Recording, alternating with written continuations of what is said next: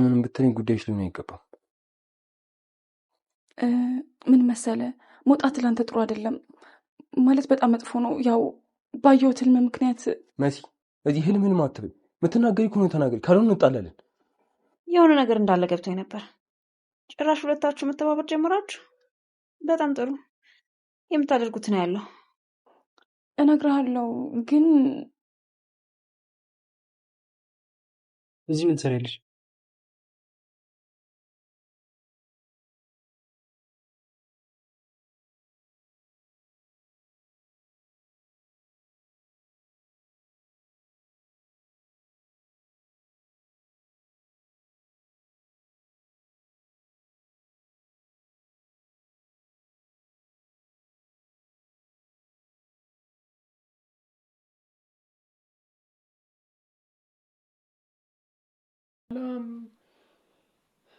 ሰላም እንዴት ናችሁ?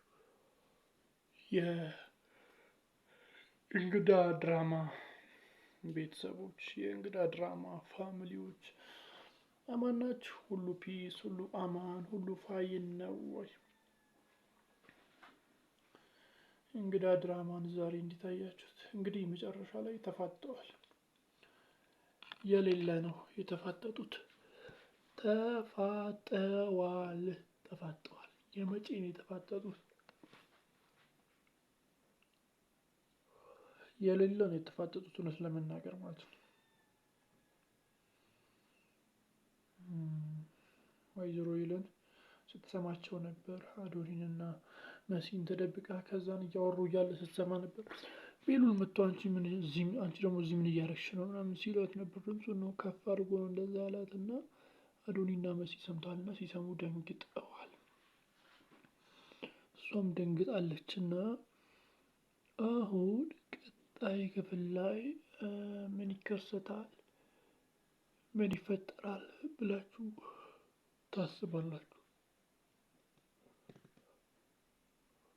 ምን የሚፈጠር ይመስላችኋል? በሌላ በኩል ደግሞ አዶኒ ኑኑን በጣም አስጨንቋታል። እውነት ለመናገር በጣም ያስጨንቋት። በጣም በግድ የኔ ካልሆንሽ የኔ ብቻ ነው የምትሆኚው እያለ የማይሆን ሀሳብ ሲያራምድ ነበር። የኔ ካልሆንሽ ቤሉልን እጎዳዋለሁ ምናምን ብሎ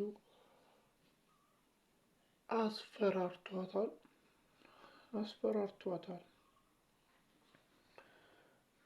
በዛም ምክንያት እንግዲህ ኑኑ በጣም ፈርታለች። በዛም ምክንያት ከአዶኒ ጋር ለመሆን ወስናለች። ዛሬ ራሱ ሊጣሉባት ሲሉ ያው ከአዶኒ ጋር መሄድ አለብኝ ቤሉል በቃ ምናምን ብላ ነው ሄደችው እና ፈርታለች አዶኒ እንዳይጎዳ ምክንያት። በዛም ምክንያት ነው ወደ ቤሉል እንዳይጎዳ በዛም ምክንያት ነው ወደ አዶኒ እየተለጠፈች ያለችው። ቤሉል ግን ይሄ ነገር አልገባውም፣ ይሄ ነገር አልተረዳውም። በሌላ በኩል ኤልሹ ልታሳግታት ነው፣ ኑኑን ልታሳግታት ነው በጆከር ማለት ነው።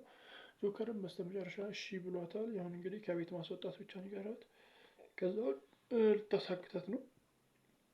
ብቻ እስቲ ምን እንደሚፈጠር አብረን የምናይ ይሆናል። ለዚህ ቻናል አዲስ ከሆናችሁ ሰብስክራይብ በማድረግ ደወል ምልክቱን እንዳይዘነጋ።